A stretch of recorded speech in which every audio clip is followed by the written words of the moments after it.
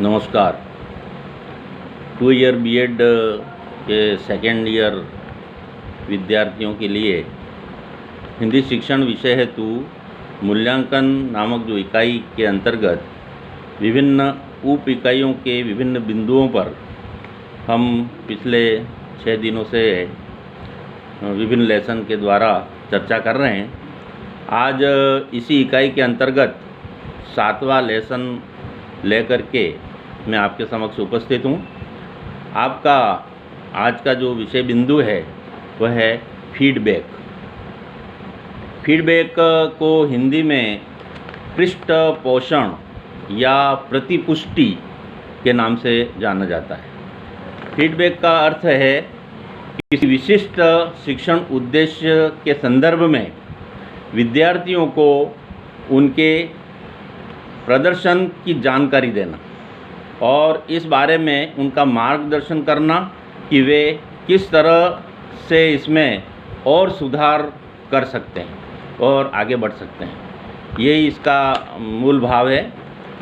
Harper ली नामक एक शिक्षा शास्त्री हुए हैं, उन्होंने बड़े अच्छे शब्दों में इसको स्पष्ट किया है। उन्होंने कहा है कि आप किसी व्यक्ति को तब तक ठीक से नहीं समझ सकते जब तक उसमें जुड़ी बातों के बारे में उसके नज़रिए से नहीं सोचते, जब तक आप उसके मन में उतरकर उसका जीवन नहीं जीते। अर्थात इस बात से ये स्पष्ट होता है, ली की इस बातों से, कि विद्यार्थियों के बारे में अगर सही सही जानकारी करनी है, उसका स्तर कितना बड़ा इसकी हमको आकलन करना है, तो हमें उससे नज़दीकियाँ बनानी पड़ेगी, उससे आत्मीयता स्थापित करनी पड़ेगी, उसके मन में उतरना पड़ेगा, उसको विश्वास में लेना पड़ेगा। तब जाकर के हम उसकी राय को समझ सकते हैं, उसका क्या दृष्टिकोण है हमारे प्रति, हमारा शिक्षण के प्रति, हमारे विद्यालय के प्रति। ये समस्त बातें तब तक हम नहीं समझ सकते जब तक हम उसमें आत्मीयता स्थापित नहीं करेंगे, उसके मन के भाव को नहीं पढ़ेंगे। तो शिक्षक के लिए ये बहुत आवश्यक होता है। फीडबैक के विभिन्न अवसरों की हमें तलाश करते रहनी चाहिए। फीडबैक के लिए आवश्यक है कि शिक्षक को विद्यार्थियों को व्यक्तिगत रूप से एवं फीडबैक के लिए आवश्यक है कि विद्यार्थियों की व्यक्तिगत रूप से उसकी समझ और उसका ज्ञान का स्तर क्या है, इसका ज्ञान हमें होना चाहिए। मतलब हमें का मतलब शिक्षक ने जो अधिगम कराया है उसे छात्र किस नज़रिए से देख रहा है, उसमें रुचि है या नहीं, ये सब बस बातों का ज्ञान सीखना चाहिए। शिक्षक शिक्षार्थी को जानने एवं समझने का प्रयास करे, ये बहुत ही अति आवश्यक है फीडबैक के लिए। शिक्षक जो है छात्र की उत्तर पुस्तिका जब जांचता है तो लिखित रूप में एक नोट तैयार करे कि उसमें क्या कमियां हैं, क्या उसकी अच्छाइयां हैं, उस समस्त बातों को वो नोट करें। और कक्षा में जब प्रश्न का उत्तर न देने वाले जो विद्यार्थी होते हैं, जो बिल्कुल ही निम्न स्तर के, जिसको हम कह सकते हैं जिनका स्तर IQ कम है, ऐसे विद्यार्थियों को फीडबैक दिया जा सकता है जब उनके साथ अन्य विद्यार्थियों को भी हम उसकी विषय वस्तु को और ज़्यादा पुष्ट कर सकते हैं। तो कमज़ोर विद्यार्थियों को फीडबैक देते समय जो अन्य विद्यार्थी हैं उनको भी इसका लाभ मिलता है और लाभ मिलते रहना चाहिए। कक्षा के बाहर भी शिक्षक जो है कई तरह की गतिविधियां कराता है और उस समय भी विद्यार्थी को समझने का वो प्रयास कर सकता है। विद्यार्थी में की बहुत सारी ऐसी प्रतिभाएं होती हैं जिसको वो निखार सकता है और शिक्षक उसमें मार्गदर्शन कर सकता है। शिक्षक अपने मनोभावों से और अशाब्दिक भाव भंगिमाओं से भी विद्यार्थी का फीडबैक करता है। पिछले पाठ में मैंने अशाब्दिक वाली बात बताई थी। तो इस तरह से वो अपनी भाव भंगिमाओं से मुस्कुराना या किस तरह से भाव भंगिमाएँ बना करके वह विद्यार्थी का फीडबैक कर सकता है। शिक्षक सामूहिक रूप से भी सबको एक साथ लेकर के भी एक साथ जो एक स्तर के जो विद्यार्थी होते हैं उस समय ये संभव होता है, तो उस समय भी वो अपना फीडबैक दे सकता है। पाठ्य सामग्री प्रस्तुत करते समय भी वो फीडबैक दे सकता है, और पाठ्य सहगामी प्रवृत्तियाँ जितनी हैं, सहशैक्षिक जिसको प्रवृत्तियाँ कहते हैं, उस समय भी वो अपना फीडबैक दे सकता है। और विभिन्न खेलकूद की जो गतिविधियाँ होती हैं उस समय भी वो अपना फीडबैक दे सकता है।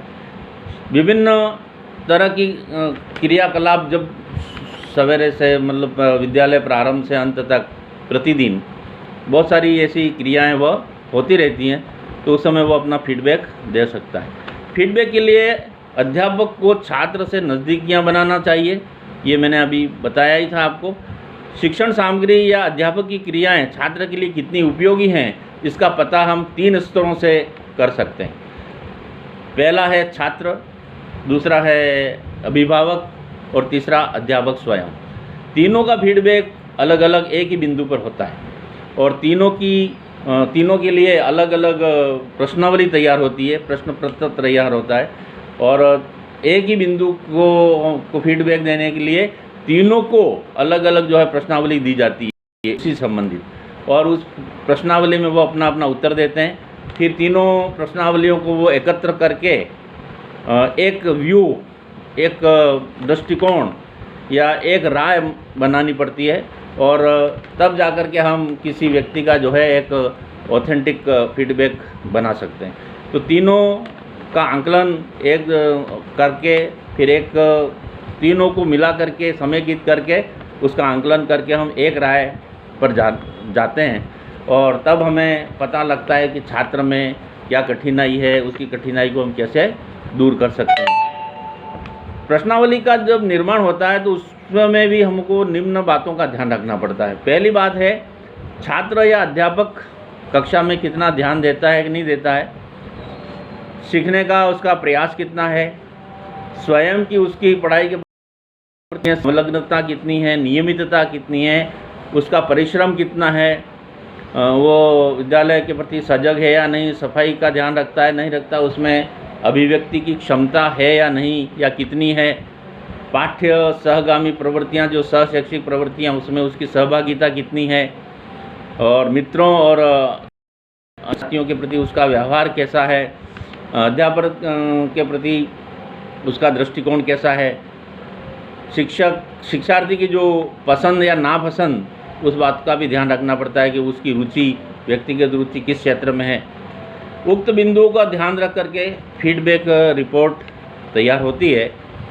शिक्षार्थी को पढ़ाने वाले अथवा सहगामी क्रियाओं के साथ रहने वाले जो प्रत्येक शिक्षक को प्रत्येक शिक्षार्थी की पृथक पृथक रिपोर्ट तैयार करनी होती है, और हर विद्यार्थी का अलग अलग जब हम फीडबैक बनाते हैं, रिपोर्ट बनाते हैं, तो उस समय ये काम कठिन भी है, क्योंकि संख्या अधिक होती है, शिक्षक की कमी होती है, शिक्षक एक होता है, तो ये काम थोड़ा कठिन भी होता है। लेकिन अतिरिक्त समय दे करके भी हम इस तरह की जो है फीडबैक रिपोर्ट विद्यार्थियों की तैयार कर सकते हैं और करनी चाहिए।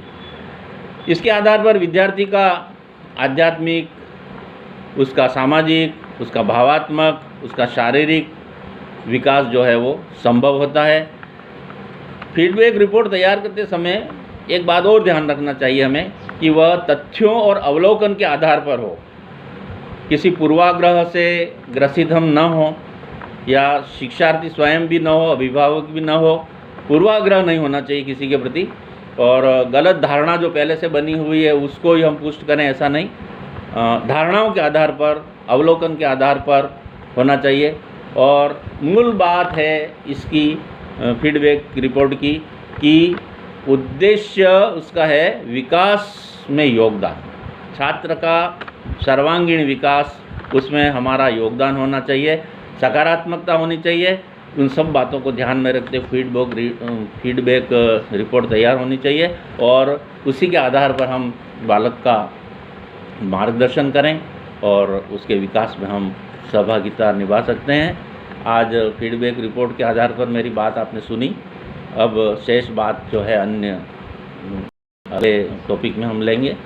आज इतना ही, धन्यवाद, जय हिंद।